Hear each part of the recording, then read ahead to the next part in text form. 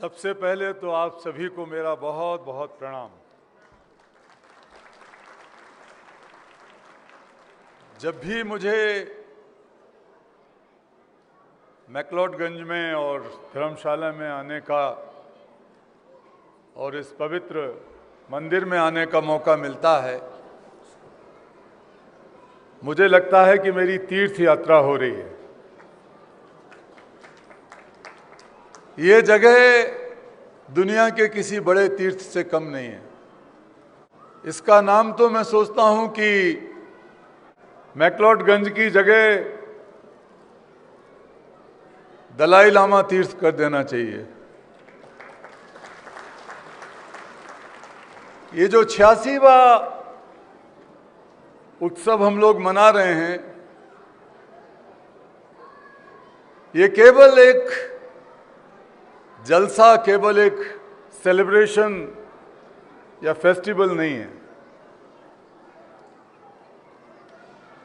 ये 86 साल की एक ऐसी यात्रा है जो अंधेरों को चीरते हुए उजाले की तरफ जाती है, और जिस उजाले का चिराग हाथ में लेके जो आदमी चलता है, 86 साल पहले आज के ही दिन उनको दलाई लामा के पद और सिंहासन पर बिठाया गया था, और उस चिराग को लेकर हमारे 14वें दलाई लामा जी, परम पूज्य दलाई लामा जी चल रहे हैं। ये यात्रा एक ऐसी शीतल नदी की तरह है जो अन्याय और अत्याचारों के पहाड़ों को चीरती हुई पूरी दुनिया को प्रेम का संदेश देते हुए चल रही है। यह यात्रा हिंसा, क्रूरता, आक्रामकता, इसके खिलाफ एक धैर्य की, करुणा की यात्रा है। मैंने आपको प्रणाम इसलिए नहीं किया कि आप यहां एक श्रोता हैं, बल्कि मैंने आपको प्रणाम इसलिए किया क्योंकि आपका रेजिलियंस, धैर्य, आपका साहस, करेज, आपके अंदर की काइंडनेस, दयालुता, आपके भीतर की ताकत, इनर स्ट्रेंथ, और आपके अंदर बहने वाली करुणा पूरी दुनिया के लिए, केवल इस इलाके के लिए नहीं, केवल तिब्बत के लिए नहीं, बल्कि पूरी दुनिया के लिए बहुत बड़ा संदेश देती है, बहुत बड़ी प्रेरणा देती है। आप सबके, हम सबके पूज्य हैं 14वें परम पावन दलाई लामा जी। लेकिन हमारा जो, एक छोटी सी बात बताऊं, ये नोबेल शांति पुरस्कार विजेता जो व्यक्तिगत हैं, उनकी संख्या बहुत ज़्यादा नहीं है दुनिया में। हम लोग 20-22 लोग हैं जो अभी सक्रिय हैं, जीवित हैं। तो अक्सर आपस में सबके बहुत अच्छे रिश्ते हैं, पारिवारिक रिश्ते जैसे भी हैं, छोटी सी कम्युनिटी है। And many a times when some of our laureate friends sit together, they used to say that in this club of peace laureates, there are 3 naughty kids. One is His Holiness Dalai Lama. The second one, they used to say, Archbishop Desmond Tutu. And the third one in this lineage is Kailash Satyarthi. हम लोग काफ़ी मजाक करते हैं। अभी थोड़ी देर पहले हम पूज्य दलाई लामा जी के साथ थे। मैंने उनसे कहा, मैं मिला हूँ पहले 3-4 बार, कई बार मिला हूँ, दिल्ली से, यहाँ से बाहर भी, और यहाँ भी 3 बार आया हूँ।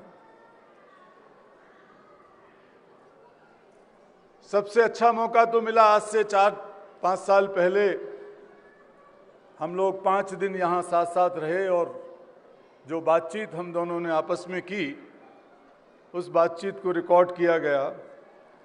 और पेंगुइन जो एक बहुत बड़ी पब्लिशिंग हाउस है, they have deputed someone and commissioned a book.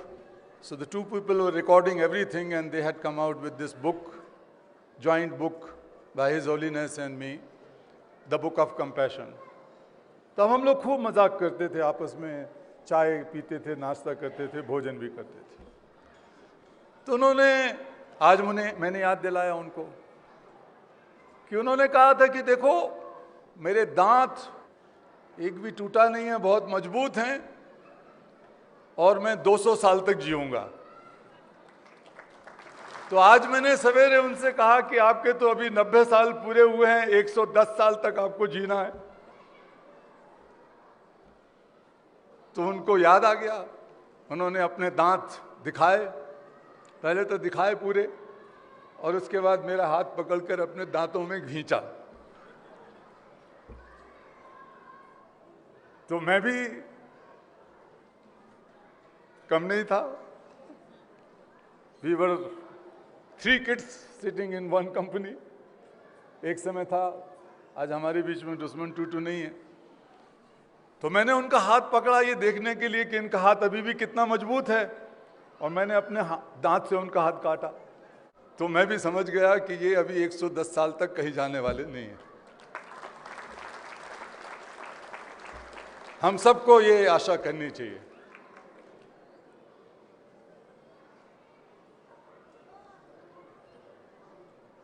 आदरणीय दलाई लामा जी की एक इच्छा और है कि एक दिन वो बहुत सारे तीर्थ जो तिब्बत के अंदर हैं उन तीर्थों का दर्शन करें जाके, और ऐसा होगा। कभी भी अंधेरा जीतता नहीं है, कभी भी क्रूरता जीतती नहीं है, कभी भी हिंसा जीतती नहीं है, कभी भी झूठ जीतता नहीं है, हमेशा सत्य जीतता है, करुणा जीतती है। इसलिए दलाई लामा जीत कर रहेंगे और उनकी जीत को युद्ध की जीत नहीं है, उनकी जीत करुणा और प्रेम से होगी। और आप लोग उसमें साथ हैं ना सब? पूरी दुनिया के केवल तिब्बतन लोग नहीं, बल्कि हम जैसे तमाम सारे लोग, दुनिया भर के विभिन्न धर्मों के लोग इस विचार के साथ हैं कि आपके धैर्य की, आपकी रेजिलियंस की, आपके साहस की विजय होगी। 4 साल के एक साधारण परिवार में जन्मे बच्चे को जब इस स्वर्ण सिंहासन पर बैठाया गया, द गोल्डन थ्रोन पर, 4 साल के बच्चे को, और धीरे धीरे करके जब उनके अंदर की प्रतिभा, उनके अंदर का जो ओज है, जो तेजस्विता है, वो निखरी, तो सिंहासन पर बैठने से नहीं निखरी, बल्कि सिंहासन के अंदर की जो चमक है वो दलाई लामा जी के उस पर बैठने से 1000 गुनी, लाख गुनी ज्यादा हो गई।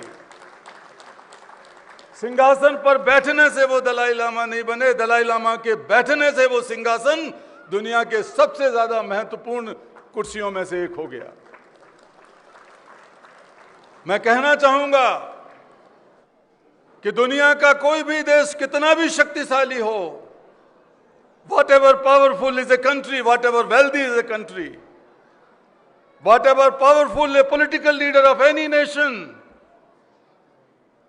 they don't have moral authority to depute a Dalai Lama in place of this Dalai Lama, now or in the future. एक ऐसी ट्रेडिशन है, ये ऐसी परंपरा है, जब 110 साल जीने के बाद ये दलाई लामा जी जिसको चुनेंगे वही दलाई लामा होगा, और कोई नहीं बना सकता। देखिए, करुणा सबसे बड़ी ताकत है उनकी। मेरी एक पुस्तक परसों रिलीज हुई, 3 दिन पहले, मैंने उनको भेंट की आज, जिसका नाम करुणा है, द पावर ऑफ कंपैशन। उस पर मैंने उन्हें लिखा कि you are the living compassion in a human body walking on earth.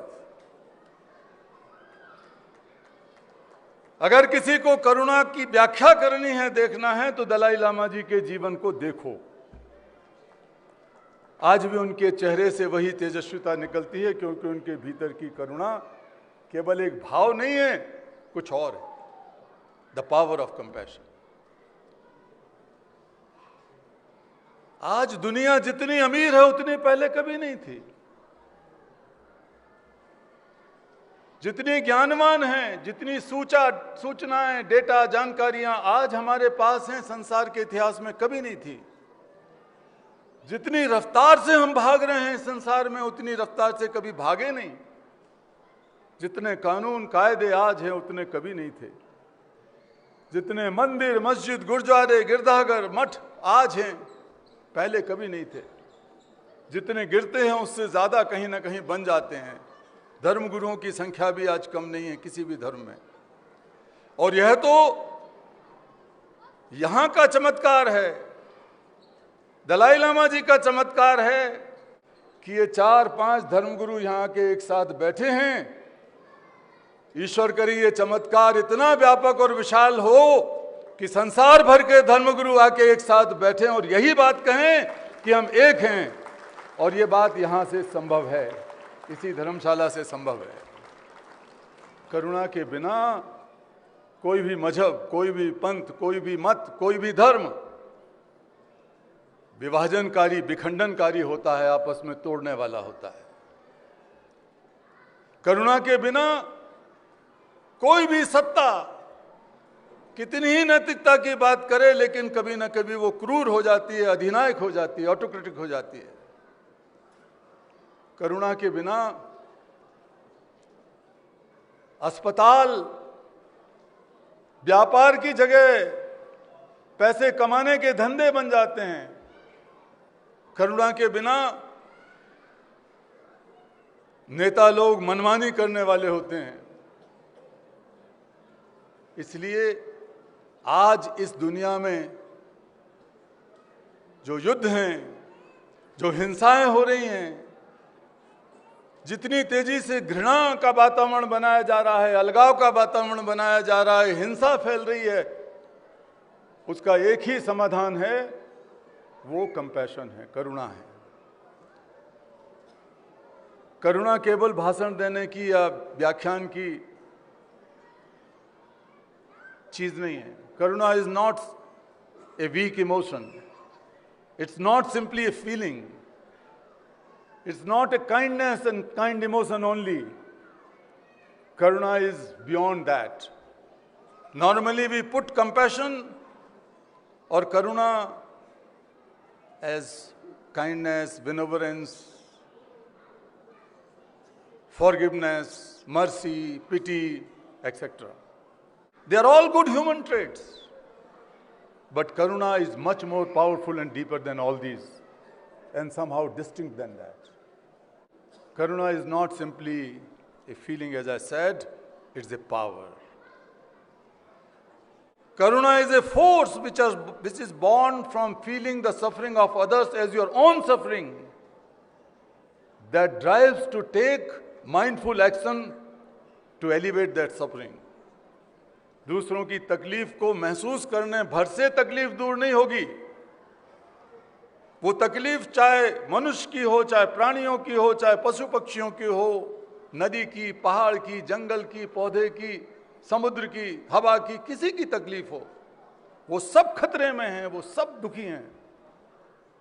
अगर हम उनकी तकलीफ को अपनी तकलीफ की तरह महसूस करते रहेंगे तो भी काम नहीं चलेगा। 3 बहनें थी। एक बहन, छोटी बहन, पहले स्कूल चली गई एक गांव में। रास्ते में उसे एक ऐसा आदमी देखा जो रो रहा था। He had some injury in his leg. He was bleeding.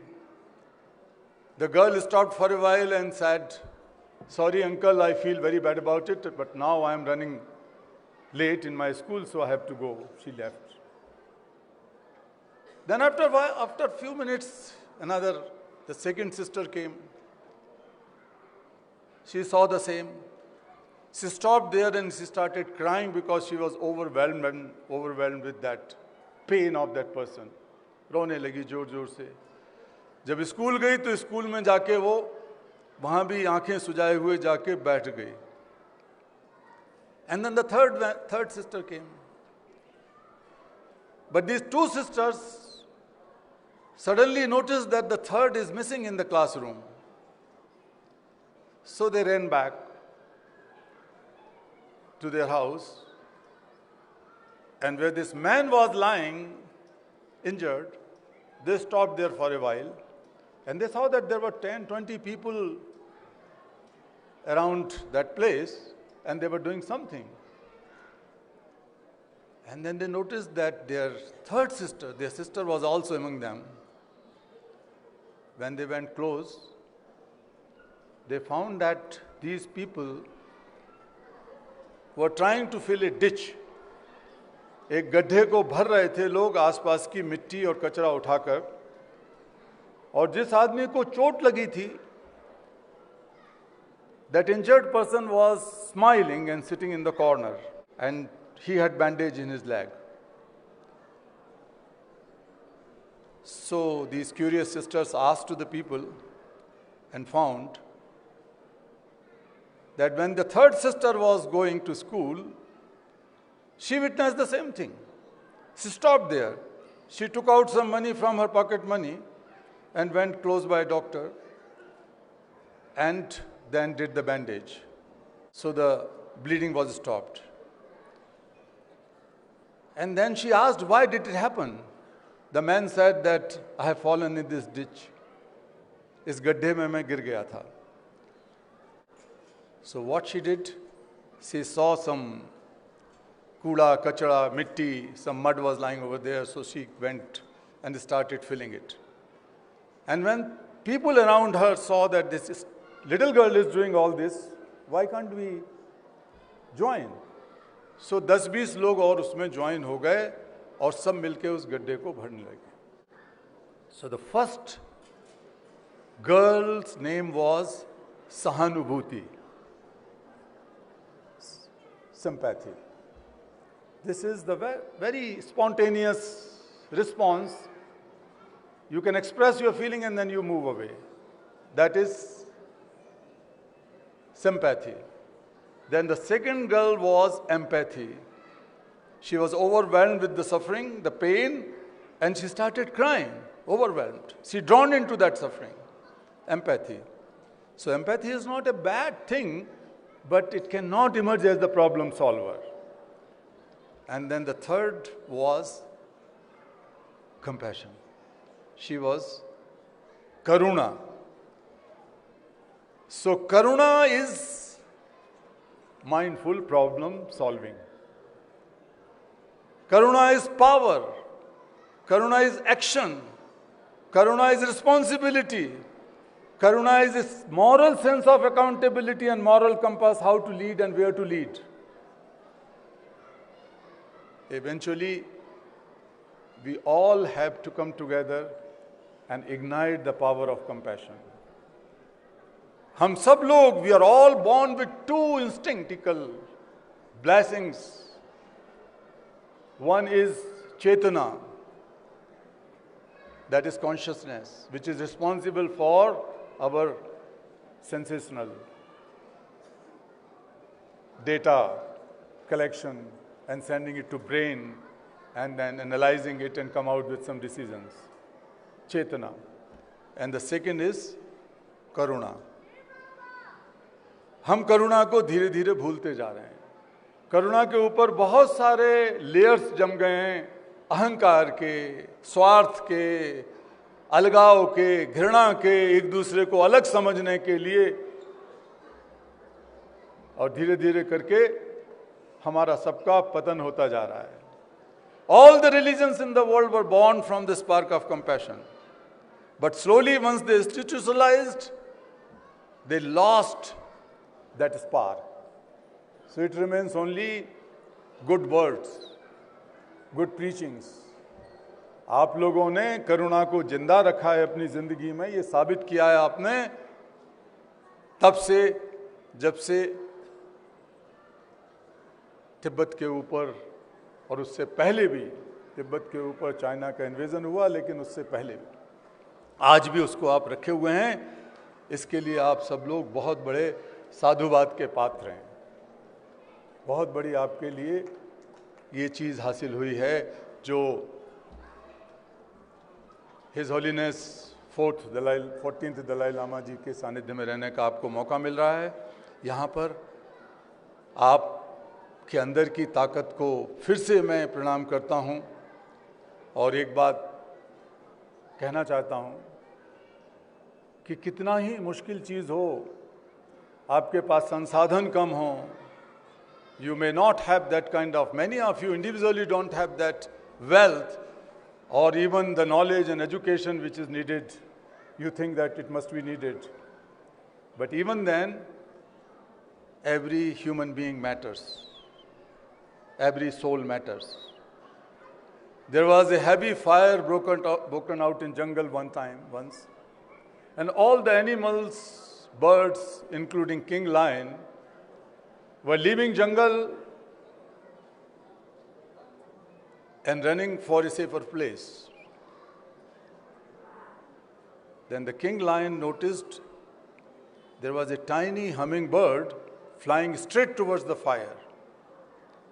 जंगल में आग लगी, सब भाग रहे थे, शेर भी भाग रहा था, तो छोटी सी चिड़िया ने चिड़िया को देखा, शेर ने छोटी चिड़िया देखी, and he asked, "What are you doing? Committing suicide? There is a heavy fire. You will be burned." She said, "No, sir.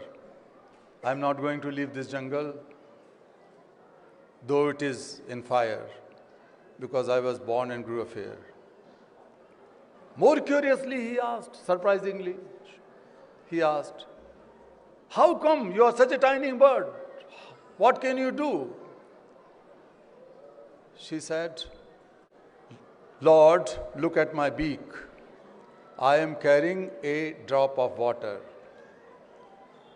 मैं आग बुझाने के लिए जा रही हूं। जब शेर ने पूछा कि तुम इतनी छोटी चिड़िया क्यों बुझाओ, कैसे बुझाओगी, तो वो बोली कि मेरी चोंच में रखी हुई पानी की एक बूंद को देखो। I am carrying a drop of water and I am doing my bit. ये जो महान यात्रा चल रही है, 88 साल जैसे पूरे हो गए हैं, इस यात्रा में अगर आपको लगता है कि आप हार रहे हो, थक रहे हो, तो उस चिड़िया को याद करना। वो चिड़िया 4 साल के हिज होलीनेस दलाई लामा की तरह निकली थी और आज तक हम सबको ये संदेश दे रही है कि हमारे पास अगर एक पानी की बूंद भी है तो भी हमारे अंदर वो हौसला है कि हम उस आग को बुझाएंगे और फिर से तिब्बत के अंदर इसी तरह का एक जश्न मनेगा जहां पर दलाई लामा जी का 88वां तो अब हो गया है, 100वां या 110वां एंथॉर्नमेंट डे मनाया जाएगा। और ईश्वर करे आप लोग जो यहाँ बैठे हैं, यहाँ आए हैं, हमारी चीफ जस्टिस साहिबा हैं, हमारे स्पीकर हैं, हमारे प्रधानमंत्री जी हैं, यहाँ के इलेक्टेड रिप्रेजेंटेटिव, जो पूरा कॉन्स्टिट्यूशन और यहाँ का जो सिस्टम है मैं जानता हूँ पहले से भी, और भी कल आप लोगों ने बताया, और डिप्टी स्पीकर हैं और तमाम लोग साहब बैठे हुए हैं हमारे फिलीपींस से। So 2 parliament members from Philippines are here, very strong supporter, and I saw that they were very moved meeting His Holiness Dalai Lama this morning. So all of us are very blessed here today. आज के दिन को हम हर साल मनाएं, इसी तरह मनाएं, इससे ज़्यादा खुशी के साथ मनाएं, लेकिन और जिम्मेवारी के मनाएं। When we think of His Holiness Dalai Lama, we must think of a moral sense of responsibility.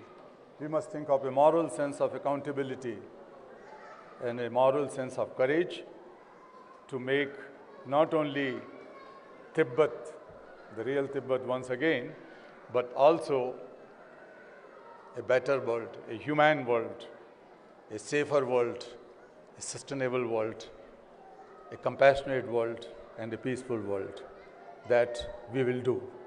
We will do. Thank you so much.